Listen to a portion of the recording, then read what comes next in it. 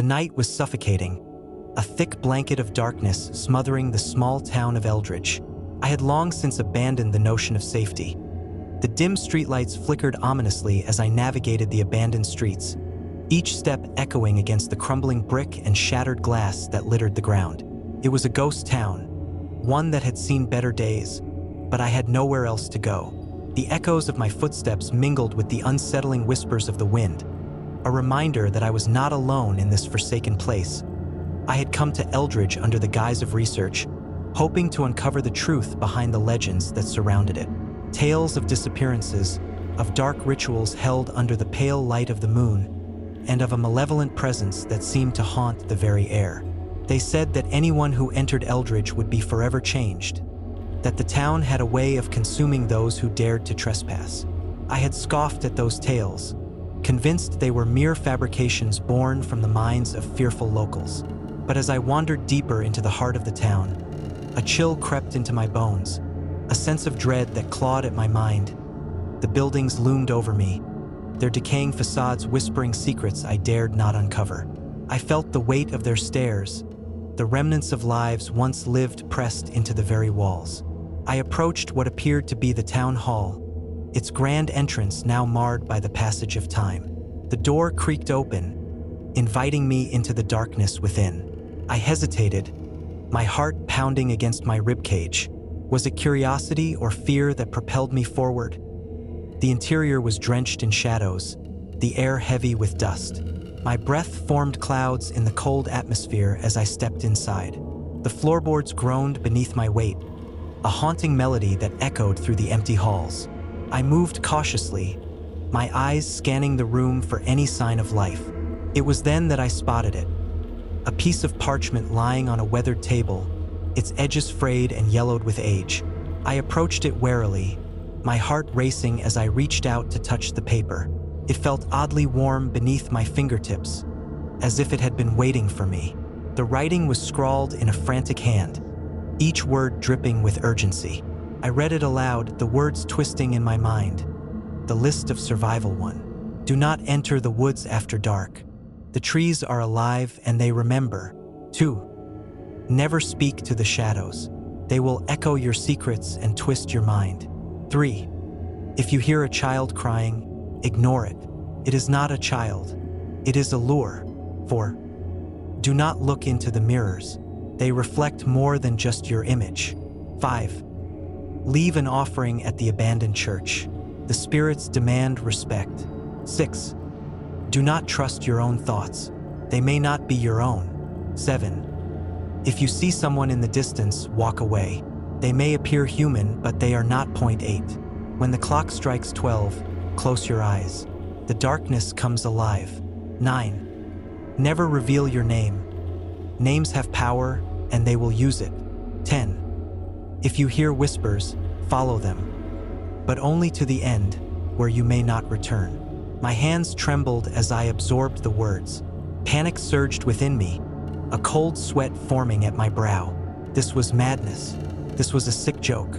Yet, the air around me shifted, thickening with an unnameable tension, urging me to leave. But something deeper within me, a morbid curiosity, compelled me to stay. I pocketed the list, my fingers lingering on its surface.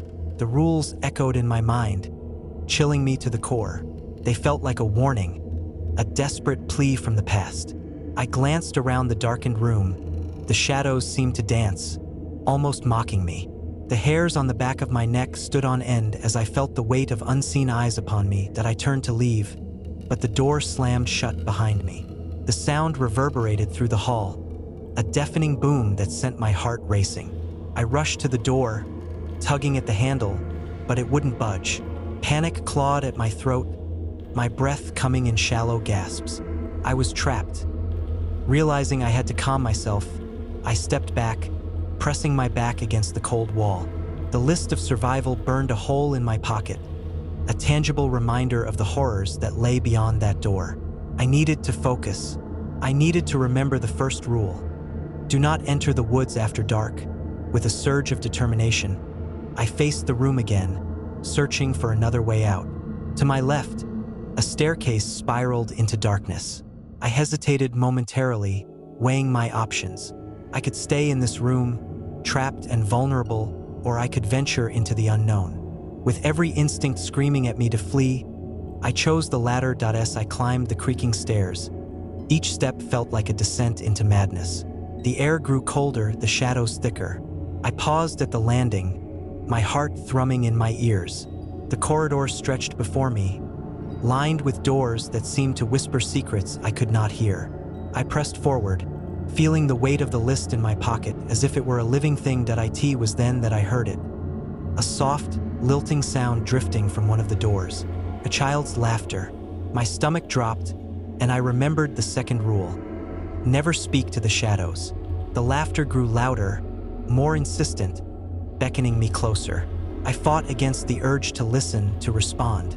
Instead, I turned away, forcing myself to keep moving down the corridor. Suddenly, the laughter stopped. An eerie silence enveloped me, making my skin crawl. I reached the end of the hall where a large window looked out into the night.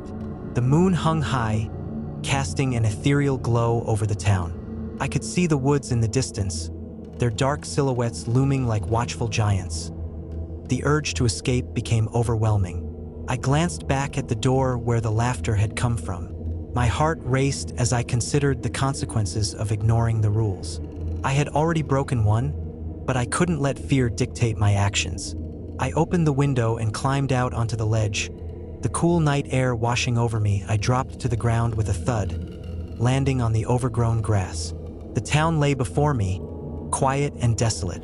I took a moment to catch my breath, scanning the area for signs of life. But there was nothing, just the oppressive silence and the rustling of leaves in the wind. I recalled the list, the rules that seemed to pulse in my mind. I had to leave the town, to put as much distance between myself and the horrors of Eldridge as possible. But as I turned to make my escape, a cold shiver raced down my spine. I felt it, a presence lurking in the shadows. Watching, I glanced over my shoulder, my pulse quickening. In the distance, I saw a figure standing just beyond the tree-line, half hidden by the darkness. My breath caught in my throat. It was a woman, her face obscured by a tangle of hair that hung like a curtain around her. I wanted to scream, to run, but I was frozen in place, my feet rooted to the ground. She raised a hand, beckoning me closer. My instincts screamed for me to turn and flee, but the pull of her gaze was irresistible. I remembered the seventh rule. If you see someone in the distance, walk away. But it was too late. I was already moving toward her. "Help me," she whispered, her voice a haunting melody that resonated deep within me. "Please." I hesitated, torn between the urge to flee and the overwhelming desire to help. "What's wrong?" I managed to say, my voice trembling. "They're coming for me," she said, her eyes wide with fear. "You have to help me before it's too late." I took a step closer, my heart racing. "Who's coming?" But before she could answer, a low growl emanated from the woods. The sound sent a chill racing down my spine. I turned to look, and the darkness seemed to shift and writhe, as if something malevolent was lurking just beyond the trees. "Run!" the woman screamed, her voice breaking through the fog of fear that clouded my mind. But I was already sprinting, my instincts kicking in as I darted away from the encroaching danger. I could hear the growls growing louder, a chorus of monstrous sounds that echoed through the night. My feet pounded against the ground as I ran, my heart hammering in my chest. I remembered the list, the rules that had been etched into my mind. I had to survive. I had to follow them. But as I ran, I felt a creeping sense of despair wash over me. The shadows seemed to stretch and twist, clawing at my ankles as if trying to pull me back into their grasp. I could almost feel the breath of something sinister on my neck, urging me to look back. I forced myself to keep moving, but the woods loomed ahead, dark and foreboding.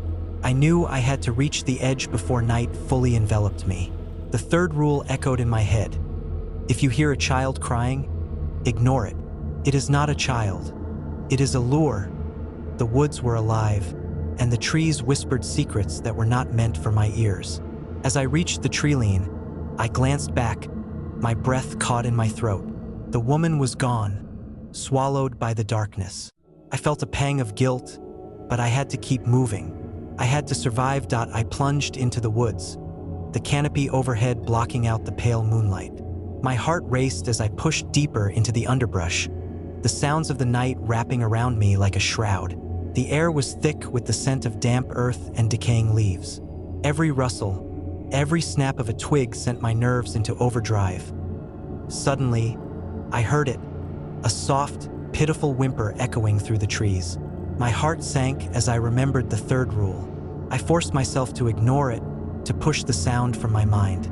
But it grew louder, more insistent, wrapping around me like a vine. Help, please. I felt my resolve begin to waver. What if it really was a child?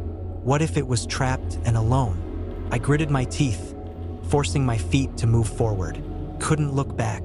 I couldn't give in to the lure. The whispers of the woods grew louder, filling my mind with doubt. I pressed my palms against my ears, trying to block out the sound. But the child's cries cut through the darkness like a knife, sharp and penetrating. Help me! I'm scared. I stumbled, my heart racing as I fought against the urge to turn back. I could feel the shadows closing in around me, suffocating and relentless. I remembered the fourth rule: do not look into the mirrors. They reflect more than just your image. I had to keep moving. I had to survive. But then, a sound shattered my resolve. A laugh, low and mocking, rippling through the trees.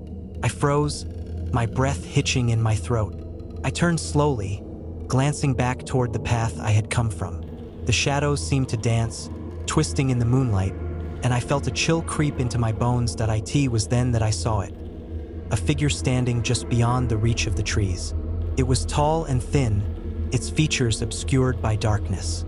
But I could feel its eyes on me, cold and unyielding. I remembered the eighth rule. When the clock strikes 12, close your eyes. The darkness comes alive. I didn't know what time it was, but I could feel the weight of the night pressing down on me. I had to act. I had to escape. I turned and ran, the figure's laughter echoing in my ears as I fled deeper into the woods. My heart pounded. My breath came in ragged gasps, but I couldn't stop. I had to survive. I had to follow the rules. But as I ran, the woods twisted around me, the trees closing in like a prison. I could hear the whispers growing louder, filling the air with a cacophony of voices. They were taunting me, mocking my fear. I stumbled, my foot catching on a root, and I fell to the ground. The breath knocked from my lungs. I lay there for a moment, gasping, trying to regain my composure. The whispers faded, replaced by a heavy silence that blanketed the woods. I pushed myself up, brushing the dirt from my clothes, my heart racing as I glanced around. I was alone, but the shadows still loomed, and I could feel their presence, pressing in on me. Then, I remembered the fifth rule: leave an offering at the abandoned church. The spirits demand respect. I had no idea where the church was, but I had to find it. It was my only chance at survival. I stumbled to my feet, my legs trembling as I pushed forward. The trees closed in around me, their branches clawing at my skin. I could feel the shadows lurking just beyond my vision, waiting for the moment I would falter. But I couldn't give in. I had to keep moving. I pushed deeper into the woods, my heart pounding in my chest. Time seemed to stretch and warp around me, the shadows growing longer and more oppressive. I could feel the weight of the night pressing down, the darkness wrapping around me like a shroud. Suddenly, I caught a glimpse of light through the trees, a flickering glow that beckoned me closer. I followed it, my heart racing as I pushed through the underbrush. The light grew brighter, illuminating the path ahead. As I broke through the trees, I found myself standing before the abandoned church. It was a crumbling relic, its once grand facade now marred by decay. The stained glass windows were shattered, the doors hanging from their hinges. But the light beckoned me, a flickering flame that danced in the darkness. I approached cautiously, my heart racing as I stepped inside. The air was thick with dust and the scent of mildew. I looked around, my eyes scanning the interior for any sign of life, but there was none. The church was empty, A hollow shell of its former glory, and in the center of the room stood an altar, its surface covered in grime. I could feel the weight of the spirits pressing down on me, their presence heavy in the air. I remembered the fifth rule: leave an offering at the abandoned church. The spirits demand respect. I searched my pockets, pulling out the few items I had: my keys, a crumpled dollar bill, and a small pocket knife. I placed them on the altar, my hands trembling as I offered them to the unseen spirits. The air grew thick with anticipation, and I held my breath, waiting for a sign. But nothing happened. The silence enveloped me, heavy and oppressive. I glanced around, feeling the weight of the shadows pressing in around me. I had followed the rules, but I still felt the presence of the darkness lurking just beyond the edges of my vision. I stepped back from the altar, my heart racing as I prepared to leave. But as I turned, I froze. The door I had entered through was no longer there. The entrance had vanished, replaced by solid walls of stone. I was trapped. Panic surged within me as I rushed to the walls, pounding my fists against the cold surface. "Help! Let me out!" I cried, desperation clawing at my throat. But there was no answer. Only the silence of the church and the whispers of the shadows. It was then that I heard it. A low, guttural growl emanating from the darkness. I turned slowly, my heart pounding in my chest as I faced the altar once more. The shadows twisted and writhed, taking form before my eyes. A figure emerged from the darkness, its body a mass of shadows and sinewy limbs. Its eyes glowed an otherworldly red, piercing through the darkness as it approached. I stumbled back, my breath hitching in my throat as I felt the weight of its gaze upon me. "Why have you come here?" it hissed, its voice a chilling echo that reverberated through the church. "You do not belong." I opened my mouth to speak, but no words came. I remembered the sixth rule: do not trust your own thoughts. They may not be your own. I just wanted to survive, I managed to stammer, my voice trembling as the creature loomed closer. "Survival comes at a price," it hissed, its form shifting and twisting in the shadows. "You have broken the rules, and now you must pay." I felt a surge of panic as I recalled the list, the rules that had been etched into my mind. I had followed them, hadn't I? I had done everything I could to survive. But as the creature approached, I felt a deep sense of dread settle over me. "What do you want from me?" I cried, my voice cracking with fear. "Your soul," it replied, its voice a chilling whisper that sent shivers down my spine. "You will become one with the darkness, a part of the shadows that haunt this town." I trembled, my heart racing as I felt the walls closing in around me. I had to escape. I had to survive. But the creature was faster. It lunged at me, its claws outstretched as I turned to flee. I raced toward the altar, desperation fueling my movements as I searched for a way out. I could feel the darkness closing in, the whispers growing louder as the shadows reached for me in a moment of clarity.